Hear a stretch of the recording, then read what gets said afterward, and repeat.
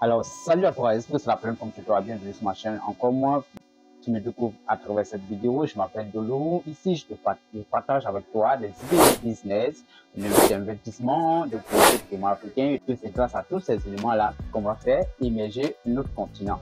Et surtout le mindset, parce que grâce au changement de mentalité, nous pouvons saisir le maximum d'opportunités possibles sur le continent. Alors, l'Afrique contient plus de 60% de terres fertiles et la Côte d'Ivoire en fait partie des terres qui a un sous-sol assez riche et des terres cultivables encore, beaucoup de terres cultivables encore inexploitées.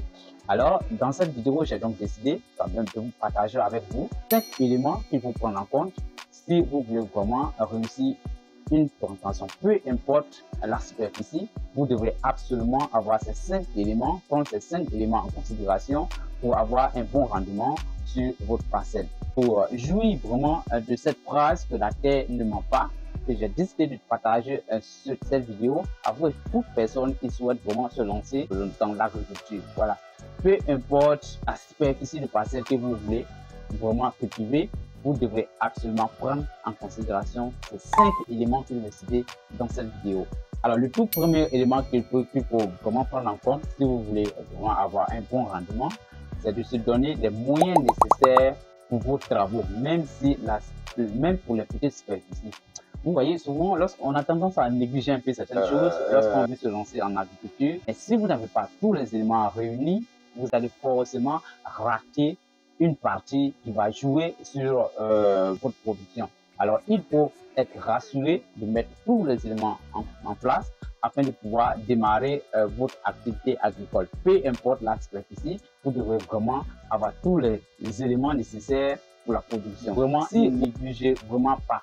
Voilà, ne négligez pas parce que vraiment, ça va beaucoup jouer sur votre production. Alors pour cela, je vous conseille vraiment de vous adresser à quelqu'un qui maîtrise vraiment le domaine. Le deuxième élément que vous devrez vraiment prendre en considération, c'est de ne vraiment pas sauter une étape de la production.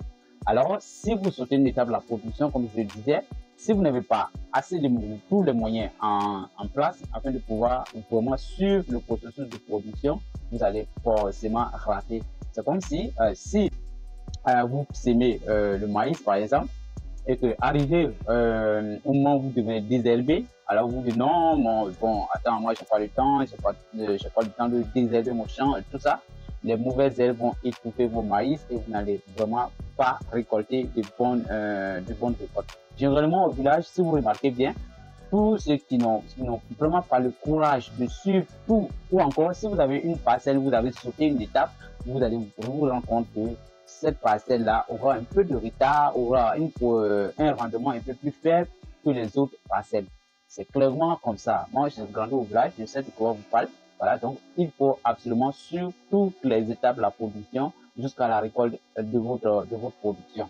Alors, le troisième élément que vous devez absolument prendre en considération, c'est de vous former. Absolument. Oui, c'est de vous former. Je dirais même que ce troisième élément devrait être en position 1. Voilà.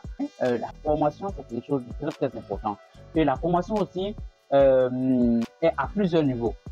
La formation au départ, même avant de vous lancer dans le domaine.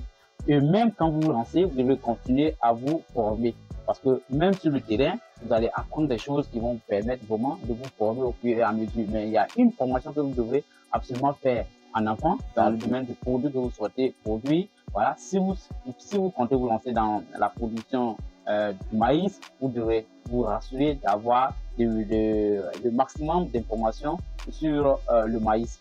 Comment on produit le maïs, quels sont les éléments qui rentrent en ligne dans la production du maïs, quel est le rendement, tout ça.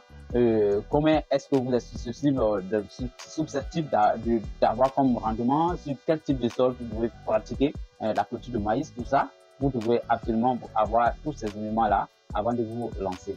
Le quatrième élément que vous devrez absolument prendre en considération, c'est la visite de votre champ.